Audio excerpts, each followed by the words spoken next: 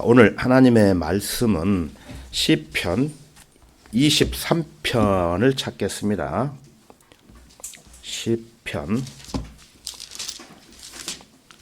23편 1절입니다. 1절 23편 1절부터 6절까지밖에 없어요. 시편은 23편은 1절부터 6절까지 보겠습니다. 저는 서울에 가 있는 동안 한번 23편 전체를 한번 외워보자 해가지고 외워봤어요. 한 시간 외워도 안 되더라고. 한 시간 넘으니까 이게 또 술술술 외워지더라고요. 그런데 사람들 앞에서 안 보고 외우려고 해보니까 또 안 되더라고. 그래서 이게 거꾸로도 외우고 옳게로도 외우고, 그래서 시편 23편은 우리가 외워야 될 구절입니다. 그래서 교회 안 다니는 사람들도 이 시편 23편을 좋아하면서 뜻도 모르고 읽는 사람들이 또 있어요. 네. 자, 시편 23편을 찾으셨으면은 1절부터 6절까지 제가 받들어 읽겠습니다. 주는 나의 목자시니 내가 부족한 것이 없으리로다. 그가 나를 푸른 초장에 눕게 하시며 잔잔한 물가로 나를 인도하시는도다. 그가 내 혼을 소생시키시고 그의 이름을 위하여 의의 길들로 나를 인도하시는도다. 정녕 내가 죽음의 그림자의 골짜기를 지날지라도 악을 두려워하지 않으리니 이는 주께서 나와 함께 계시며 주의 막대기와 주의 지팡이가 나를 위로하심이라. 주께서 내 온수들의 면전에서 내 앞에 식탁을 마련하시나이다. 주께서 내 머리에 기름으로 부으시니 내 잔이 넘치나이다. 진실로 선하심과 자비하심이 내 생애의 모든 날 동안 나를 따르리니 내가 주의 전에 영원히 거하리로다. 다 같이 기도드리겠습니다. 만왕의 왕이시며 만주의 주가 되시는 주 하나님께 이 시간에도 감사와 찬송과 영광을 모두 돌려드립니다. 하나님을 멀리 떠나 영원히 멸망받을 수밖에 없었던 저희들을 주님의 보배로운 피로 구원해 주시고 하늘의 복된 소망을 바라보며 날마다 주님의 귀한 자녀들과 함께 주님의 몸된 교회 안에서 살아갈 수 있게 인도해 주심을 또한 참으로 감사드립니다. 이 시간에 우리에게 주시고자 하시는 말씀들을 부족한 제가 전할 때 주님의 영으로 저를 충만케 해 주시옵소서. 이 말씀들을 경청하는 성도들에게도 은혜의 단비가 되도록 역사해 주시기를 원합니다.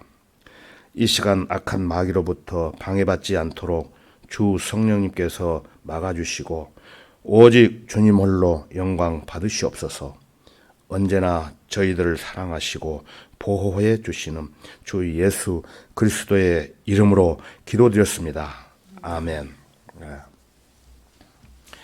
오늘 설교 제목은 본문에 나와 있는 말씀처럼 주는 나의 목자시니, 주는 나의 목자시니입니다.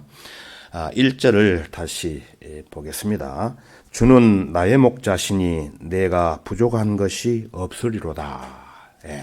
자, 주는 나의 목자시라면 그러면 나는 뭐라고 불러야 되겠습니까? 양이라는 것입니다. 양. 그래서 시편 100편에 가서 보면은 그분은 그의 초장의 양이 사람들이라고 말씀을 하고 계십니다. 그래서 주님께서 요한복음 10장에서 비유를 들어 말씀하시기를 지난 시간에 두 번에 걸쳐서 우리가 양에 대해서 공부를 했지요. 그래서 10장에 비유를 들어 말씀하시기를 나는 선한 목자라. 나는 내 양들을 알고 내 양들도 나를 아느니라. 내 양들은 내 음성을 들으며 나는 그들을 알고 그들은 나를 따르리라. 예, 내가 그들에게 영생을 주노니, 내가가 누굽니까? 여기 나오는 예수 그리스도죠. 내가 그들에게 영생을 주노니 그들은 영원히 멸망하지 않을 것이며 또 아무도 나의 손에서 그들을 빼앗지 못할 것이라고 말씀을 하셨던 것을 우리가 상기해 볼 수가 있습니다. 이 말씀들과 10절에 요한복음 10장에 나오는 이 말씀들과 비교함으로써 오늘 읽은 본문 시편 23편은 영적으로 아름답게 적용을 할 수가 있는 것입니다. 주는 나의 목자시니 내가 부족한 것이 없으리로다. 여러분 생각해 보셨습니까? 그분의 인간 조상들처럼 그분은 목자이십니다. 그래서 성경에 나오는 아벨도 목자였고 또 아브라함도 목자였고 또 요셉과 야곱도 목자였으며 이스라엘에 있었던 가장 위대한 두 지도자가 누구라고 생각하십니까? 모세와 다윗도 목자였습니다. 시편 80편 1절에 가서 보면은 오 이스라엘의 목자여 요셉을 양떼처럼 인도하시는 주여 귀를 기울이소서라고 말씀을 하고 계십니다. 그래서 여기에 나오는 오 이스라엘의 목자여라는 말씀은 이스라엘의 백성을 이집트에서 가나안 땅으로 인도하시는 말씀 중에서 나오는 말씀인데, 그래서 이사야 40장에 또 가서 보면은 그는 목자처럼 그의 양떼를 먹이실 것이라고 말씀을 하십니다. 자, 그러면은 실제 한번 찾아볼까요? 우리 다 같이 이사야 40장 10절로 가보겠습니다. 이사야 40장 페이지 수 구약성경 1104페이지 찾으시면 빠릅니다. 페이지 수 1104페이지 이사야서 40장 10절입니다.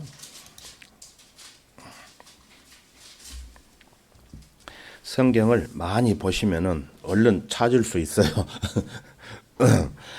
자, 10절부터 11절까지 찾으셨으면은 제가 읽어 보겠습니다.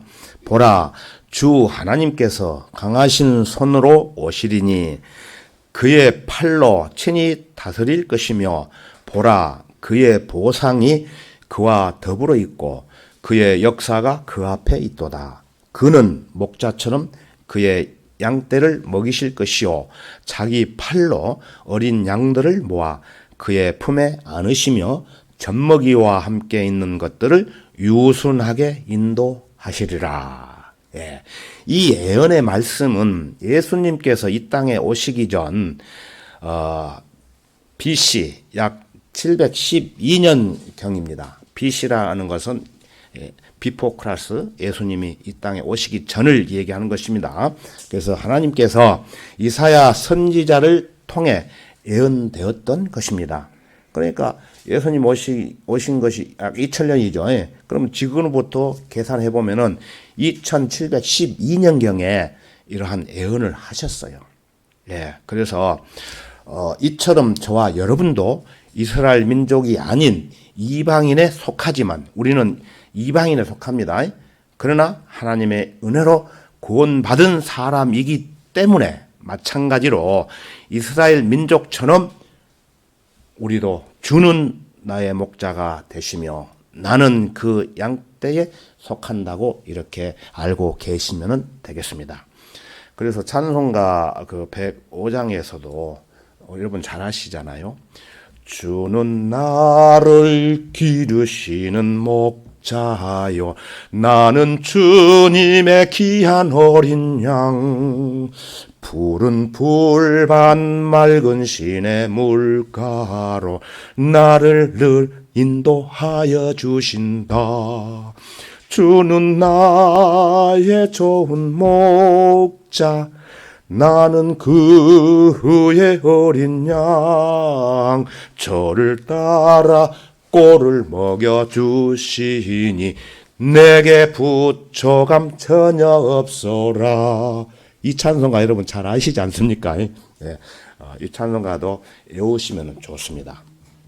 저도 이 찬송가 1절 3절까지 외워봤습니다.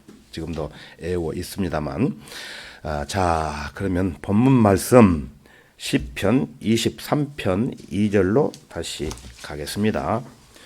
오늘은 본문 말씀을 이 빨간 끈으로 끼워 놓으세요.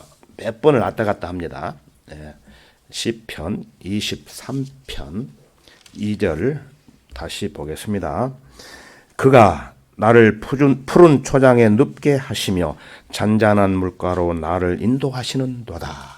예. 목자는 그가 치는 양이 부족한 것이 없게 해야 할 책무가 있습니다. 책임이 있다는 것입니다. 목자는 양을 푸른 초장에 들여다가 풀을 먹게 해야 하며 급류가 아닌 잔잔한 물가로 데려다가 목을 축이게 해야 합니다. 목자에게는 양의 양식과 안전을 책임져야 할 의무가 있어요. 그러므로 목자는 지친 양을 소생시키는 것입니다.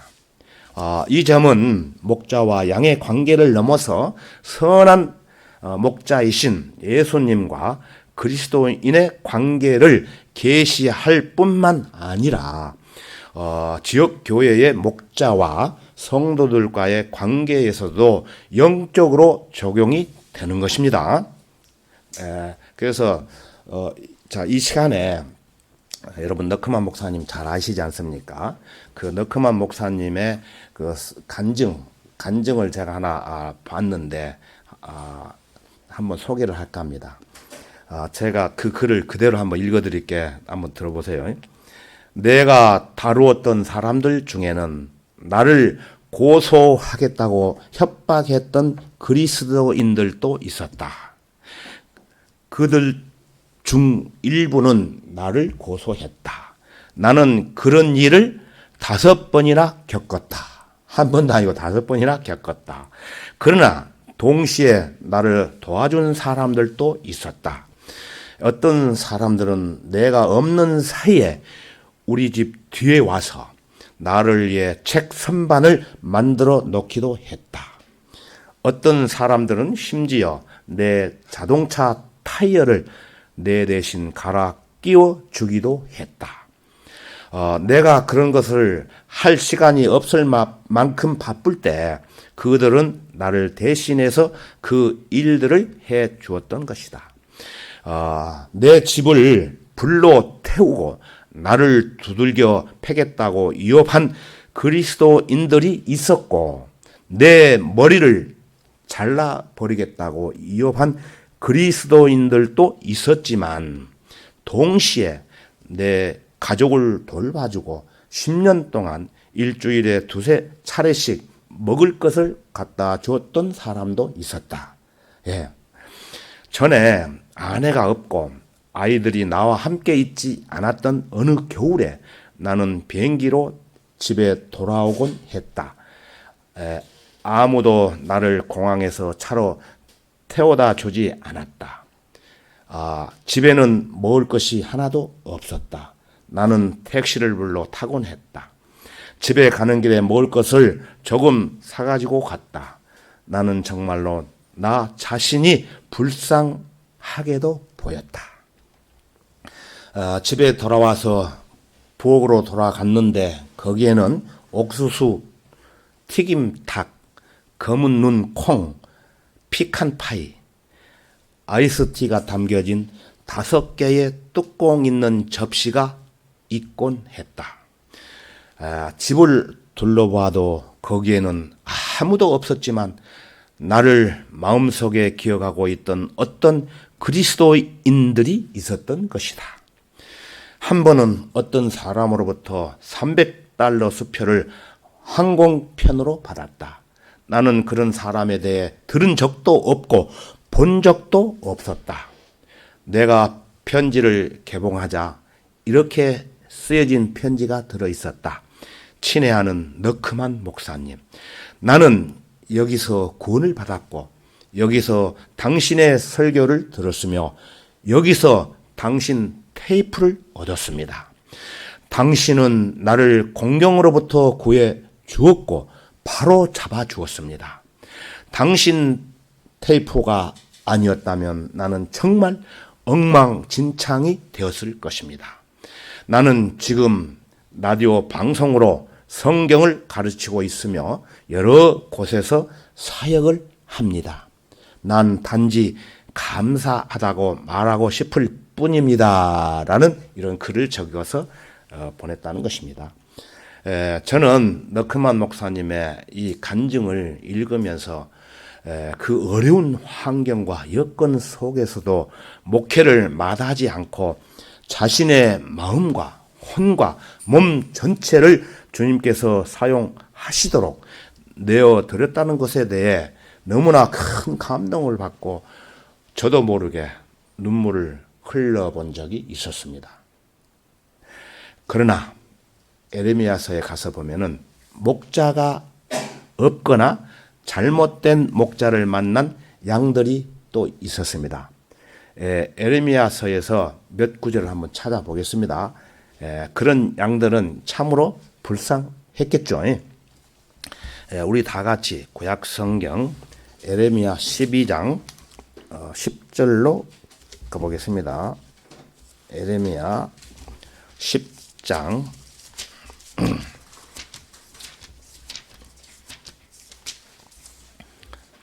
에레미야 12장 10절입니다. 12장 10절 페이지 수는 1163페이지입니다. 12장 10절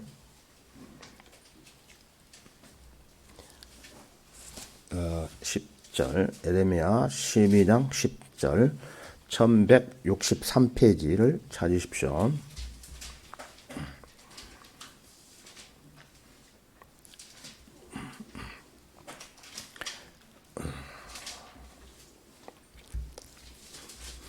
제가 읽겠습니다. 10절 많은 목자들이 내 포도원을 파괴시켰고 내 땅을 발로 짓밟았으며 그들은 내 기쁨의 땅을 황폐한 광야로 만들었도다.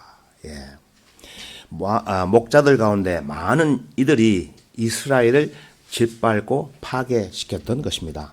자, 그러면은 에레미야 23장 1절로 가보겠습니다. 23장 1절 1179페이지가 되겠습니다.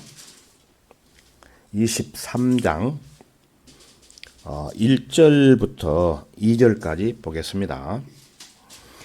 주가 말하노라. 내 초장에 양을 죽이고 흩어버리는 목자들에게 화가 있으리라. 그러므로 이스라엘의 주 하나님이 내 백성을 기르는 목자들에게 이같이 말하노라. 너희가 내 양 무리를 흩어버렸고 몰아냈으며 그들을 돌보지 아니하였도다. 보라, 내가 너희의 악행을 너희에게 벌하리라. 주가 말하노라. 목자들이 주님의 양 무리를 죽이고 또 흩어버리고 몰아냈으며 그들을 돌보지 않았다는 말씀입니다. 그러면 또 한 구절 더 볼게요. 에레미야 50장 쭉 뒤로 가서 에레미야 50장 6절을 보겠습니다. 50장 6절 1229페이지입니다. 6절을 제가 읽겠습니다. 내 백성이 잃어버린 양이 되었도다. 그들의 목자들이 그들을 곁길로 가게 하였으며 그들을 산지로 돌이키게 하였으니 그들이 산에서 작은 산으로 가며 그들의 쉬는 곳을 잃었도다. 네. 목자들이 주님의 양들을 곁길로 가게 하고 산지로 돌이키게 함으로써 이 산에서 저 산으로 방황하며 쉼을 얻지 못하게 했는데 주님께서는 그러한 목자들의 양떼를 잃어버린 양이라고 여기서 말씀을 하셨던 것입니다. 이 정도면 양떼를 버려둔 우상 목자라 불리는 적 그리스도의 수준이 되는 것입니다.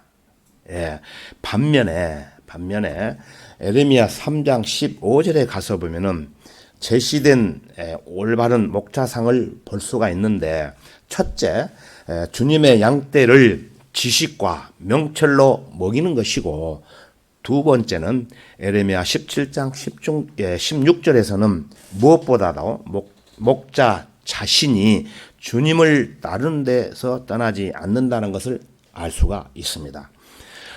그러므로 지역교회의 목자와 관련하여 에레미야서가 중요한 이유는 성경에서 목자라는 단어가 구약성경 에레미야서와 신약성경 에베소서 두 책에서만 발견되기 때문입니다. 그래서 중요합니다.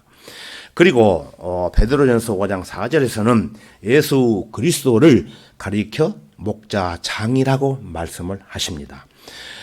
이로써 지역교회 목자들이 목자장의 권위 아래 있는 영적 목자들임을 알 수 있는 것입니다. 또 히브리서 13장 20절에서는 제가 읽어볼게요. 이제 양들의 큰 목자이신 우리 주 예수를 죽은 자들로부터 다시 이끌어내신 평강의 하나님께서 영원한 언약의 피를 통하여 모든 선한 일에 너희를 온전케 하사 그의 뜻을 행하게 하시고 예수 그리스도를 통하여 그분이 보시기에 참으로 기쁨이 되는 것을 너희 안에 이루기를 원하노라고 말씀을 하고 계십니다. 자, 그러면은 오늘 읽은 본문 말씀 23편 2절로 다시 가겠습니다. 그가 나를 푸른 초장에 눕게 하시며 잔잔한 물가로 나를 인도하시는도다. 다윗은 주님의 인도하심에서 경험한 복이 대충 약 7가지로 생각해 볼 수가 있는데, 그 첫 번째 복은 영적 자양분의 공급이었습니다. 목자가 양들을 먹이기 위해 푸른 초장으로 인도하듯이 하나님께서도 그의 백성을 인도하셨습니다. 그래서 목자를 따르는 자는 영적 자양분이 결여되지 않습니다. 자양분이 결여되지 않는다는 것입니다. 주님의 인도하심에 얻는 두 번째 복은 잔잔한 물가로 나를 인도하시는도다. 이 말씀은 영적 회복을 말하는 것입니다. 잔잔한 물가로 나를 인도하시는도다. 목자가 그 양을 쉬게 하고 깨끗하게 하기 위해 잔잔한 물가로 인도하듯이 주님께서도 내 혼을 소생시키시고 새롭게 하십니다.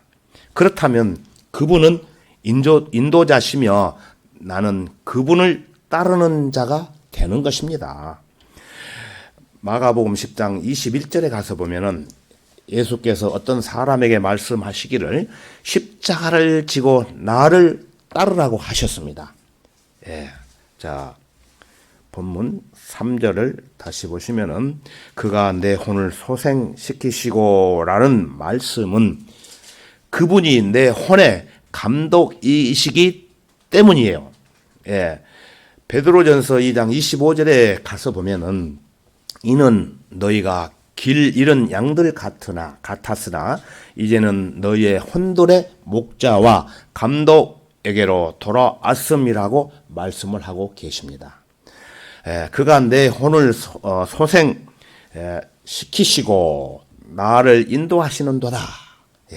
내가 그분을 인도하는 것이 아니고 주님께서 내가 아프거나 다리를 절 때 나를 메고 가신다는 것입니다. 예, 나는 무엇인가를 흉내내고 모방하는 버릇을 타고 났습니다.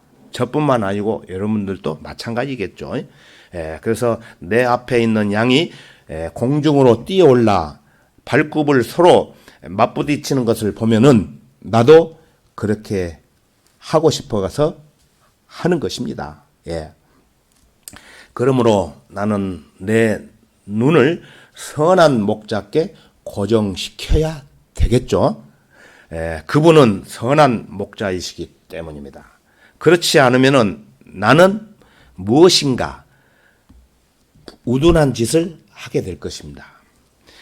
주님의 인도하심에 오는 세 번째 복은 의의 길들로 인도받는 것입니다. 선한 목자는 양들이 집까지 안전하게 이르도록 하는 바른 길을 알고 있어요. 마찬가지로 하나님께서도 그분의 양을 하나도 잃어버리지 않으시고 그들을 바른 길로 인도하십니다. 하나님은 부분적인 이유이기는 하지만 그렇게 행하십니다. 주님의 인도하심에 얻는 네 번째 복은 보호입니다. 보호.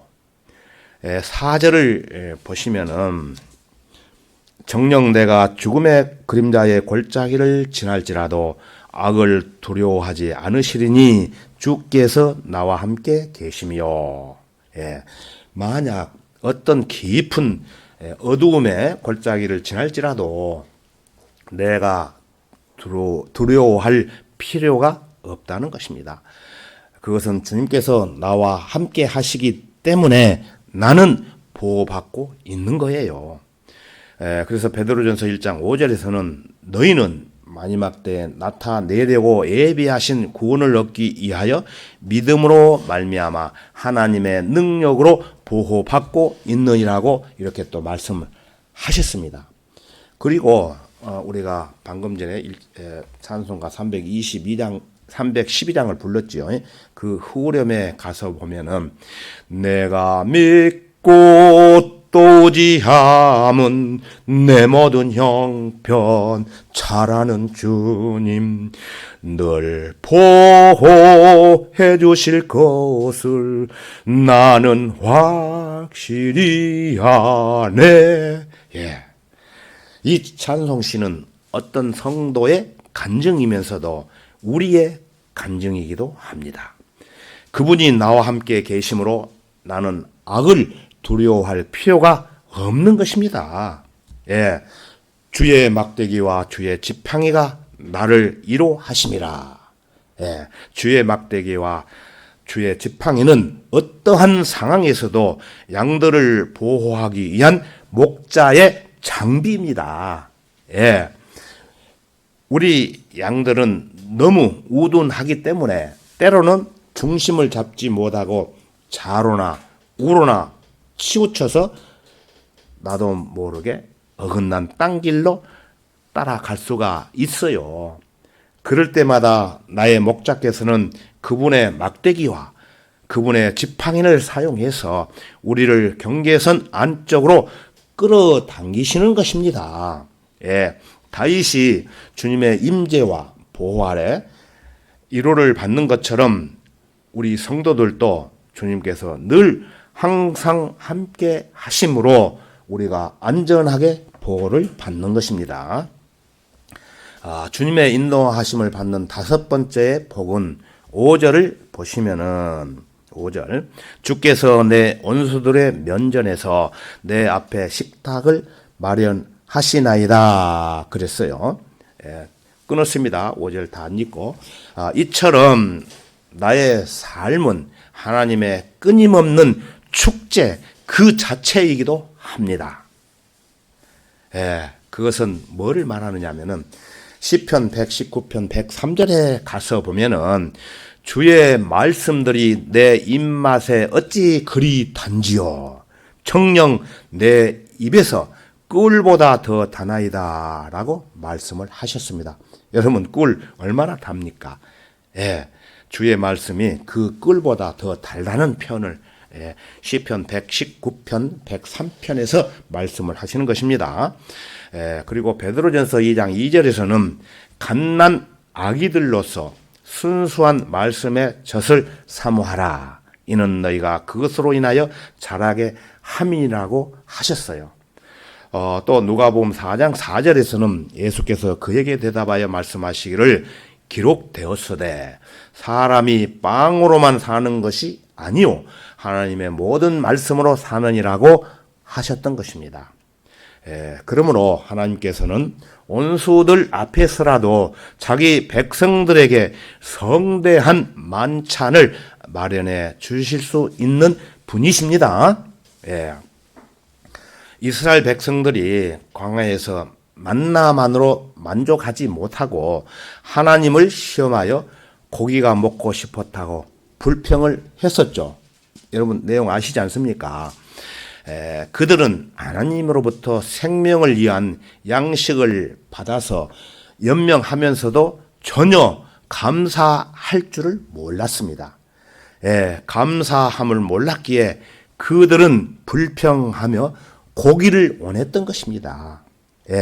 그들은 그 광야에서 하나님이신들 어떻게 고기가 없는데 고기를 구할 수 있겠느냐라고 의심했던 것이 분명합니다. 이러한 내용에 대해서 시편 78편 19절에서 표현을 하기를 정녕 그들은 하나님을 거역하여 말하였도다. 그들은 말하기를 하나님이 광야에서 식탁을 마련할 수 있겠느냐고 이렇게 말을 했어요. 성도 여러분, 전능하신 하나님께서 무엇 때문에 별것도 아닌 고기 정도를 구하는 것이 문제가 되겠습니까, 여러분? 주님은 바람을 불게 하여 약 200만 명이 배부르게 먹을 수 있는 많은 메추라기를 실제로 땅에 떨어지게 하셨던 것입니다. 그러나 하나님께서는 그들에게 능력을 보여주신 후에 의심하는 그들을 그냥 놔두시지 않고 주셨던 것입니다. 자, 주님의 인도하심 따라 얻는 여섯 번째의 복은 5절 하반부를 보시면은 다윗은 주께서 내 머리에 기름을 부으시니 내 잔이 넘치나이다 라고 했어요. 내 잔이라는 것은 복과 기도에 대한 응답과 설교할 수 있는 능력과 구원받는 혼들과 변화된 삶들과 또 육체적인 필요와 재정적인 필요에 대한 충족과 부르심을 받고 잘 갖추어져서 하나님께 순종하고 예수 그리스도를 위해 열매를 맺는 일에 넘쳐 흐르는 것입니다. 예수 그리스도께서는 내 주위에 내 전후방에 나를 지켜주시기 위해 나와 함께 계십니다. 그래서 나는 행복한 삶과 행복한 죽음과 행복한 영원한 보장을 받는 것입니다. 다시 한마디로 말을 한다면 내 단이 넘친다는 것입니다. 여러분 이 말씀도 마음판에 새기시기를 바랍니다. 주님의 인도하심 따라 얻는 일곱 번째의 복은 6절을 보시겠습니다. 6절 진실로 선하심과 자비하심이 내 생애의 모든 날 동안 나를 따르리니 내가 주의 전에 영원히 거하리로다. 여기서 진실로 선하심과 자비하심이란 나의 목자께서는 그분이 양떼를 이끄시는 동안 그 양떼의 뒤를 따라가며 지키는 두 마리의 목양견이 있다는 것입니다. 한 마리는 선하심이라는 이름의 독일 세파트이고 다른 한 마리는 자비하심이란 이름의 스코틀랜드의 콜이에요. 콜리. 그래서 내 경계선 안에 머물러 있지 않으면은 그들은 내 발목을 물어 경계선 안으로 잡아 당기는 것입니다. 이 두 목양견이 내 생애의 모든 날 동안 나를 따르리니 내가 주의 전에 영원히 거하는 것을 우리가 알 수가 있습니다. 요한복음 10장 4절에 보면은 그가 자기 양들을 이끌어낸 후 양떼 앞에서 걸어가면 양들이 그를 따라가나니 이는 양들이 그의 음성을 알기 때문이라고 말씀을 하셨죠. 그러므로 나는 내 목자의 음성을 알기 때문에 여러분 소크라테스 잘 알죠. 소크라테스나 아인슈타인이나 다윈이나 프로이드나 요한 바오로 2세 또는 그의 후계자들을 따르지 않고 이제 내가 주 하나님 아버지를 알기 때문에 그 즉시 일어나 나는 내 아버지께로 내 집을 향해 가고 있는 것입니다. 내 원수들은 내가 굶주리는 것을 보고 싶어 하지만 주님께서 내 식탁을 마련하심으로 나는 결코 굶주리지 않는 것입니다. 만약 내가 양보리를 치는 어떤 목자를 만난다면 나는 그가 양들의 큰 목자 휘하에 있는 목자임을 알게 되겠죠. 자, 그러면 우리 다 같이 베드로전서 5장 1절로 가보겠습니다. 베드로전서 5장 1절입니다. 1절부터 4절까지 보겠습니다. 5장 1절부터 4절 뒤편으로 가면은 신약성경 437페이지가 되겠습니다.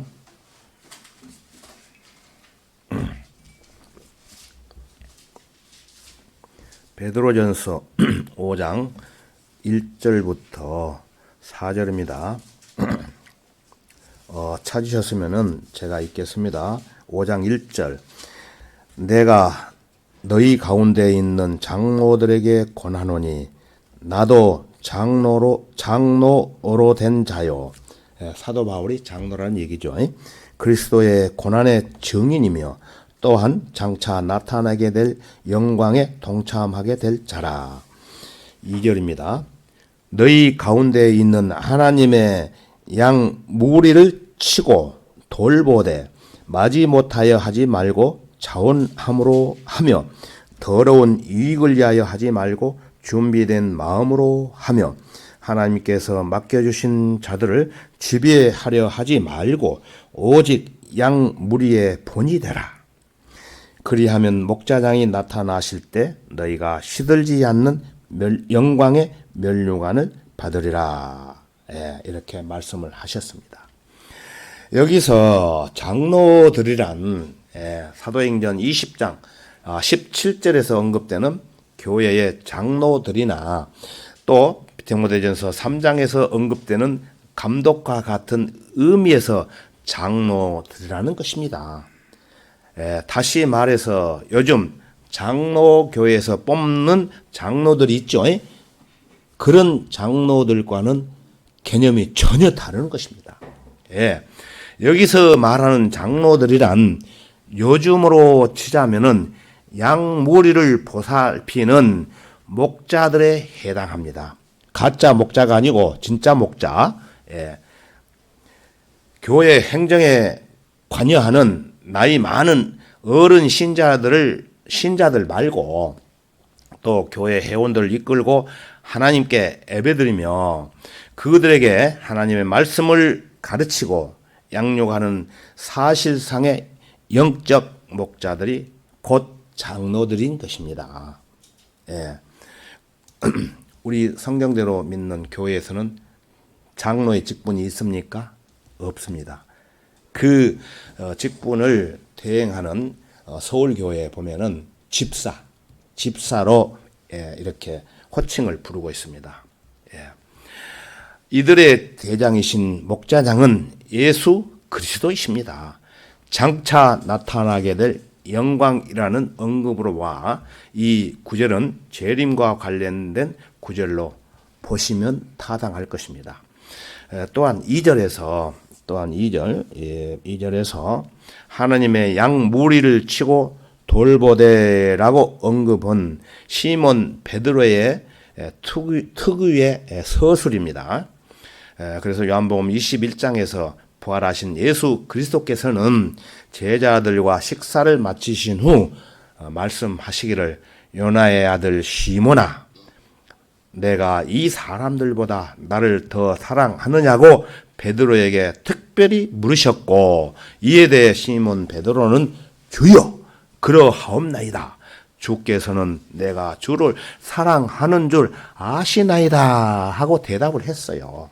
예, 이렇게 3번 반복해서 예수님께서 베드로에게 물으셨고 베드로 역시 이렇게 대답하기를 3번 반복했던 것입니다. 그래서 다시 말씀드리면은 베드로에게 주님께서는 내 양을 먹이라, 내 양을 치라, 내 양을 먹이라는 말씀은 3번에 걸쳐 베드로에게 명령을 하셨던 것입니다. 그렇기 때문에 양 무리를 치고 돌본다는 말은 시몬 베드로에게 있어서 매우 귀에 익은 데다가 주님을 기억할 때마다 마음에 떠오르는 특별한 정감이 서려 있는 말씀이었을 거예요.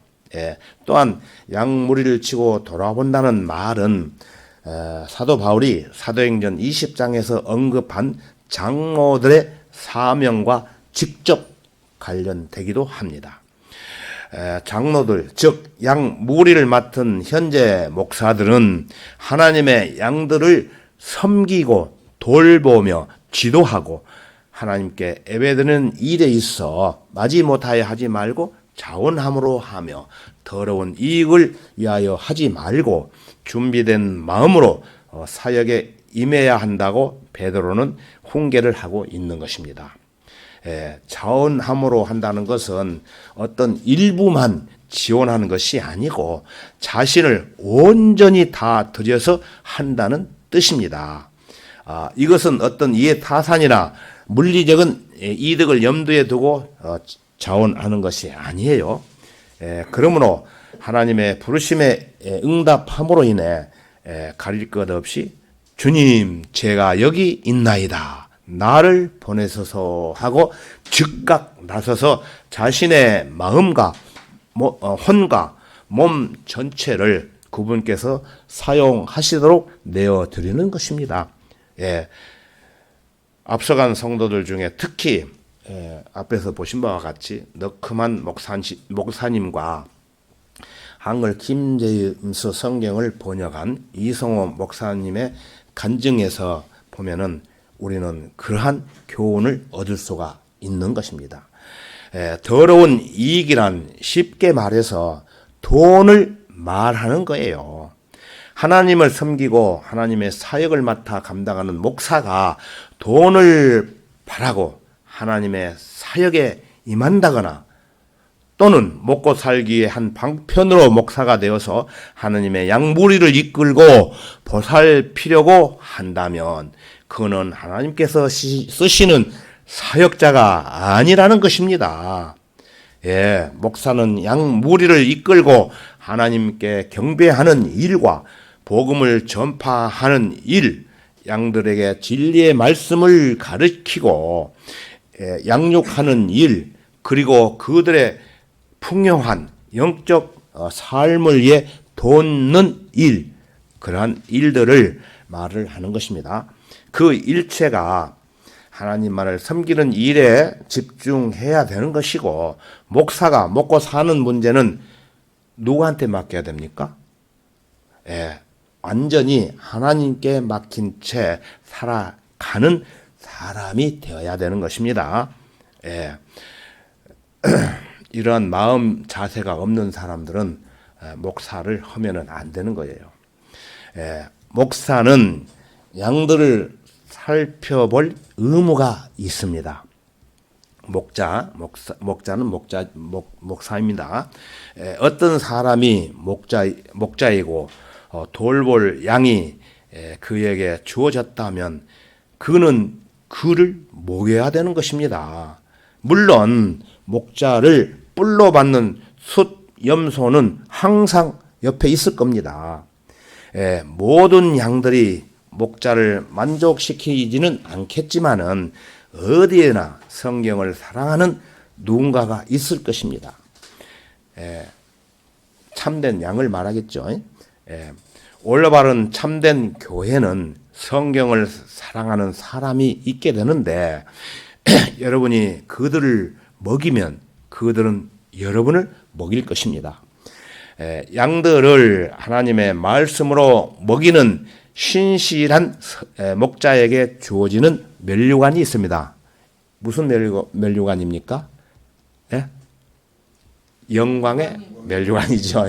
예, 얼른 생각 안 나시죠? 영광의 면류관. 그래서 어떤 경우에는 목사뿐만 아니라 주일학교 교사에게도 적용이 될 수 있고 또 누구든지 거리 설교를 하면서 구령하는 경우가 있는데 이 모두가 다 영광의 면류관을 받을 수 있는 일이기 때문에 우리 모두 다 함께 이 대열에 동참을 해야 되는 것입니다. 이렇게 동참을 할 때 오늘 우리가 본 시편 23편 본문에서 보신 바와 같이 주는 나의 목자시니 내가 부족한 것이 없으리로다 하신 말씀들이 이루어진다는 것을 각자 마음판에 새로 새기고 주님과 함께 남은 생애를 살아가시기를 부탁드립니다. 이러한 말씀을 중심으로 해서 찬송가에도 기록이 되어 있습니다. 자, 우리 다 같이 찬송가 105장을 불러보겠습니다.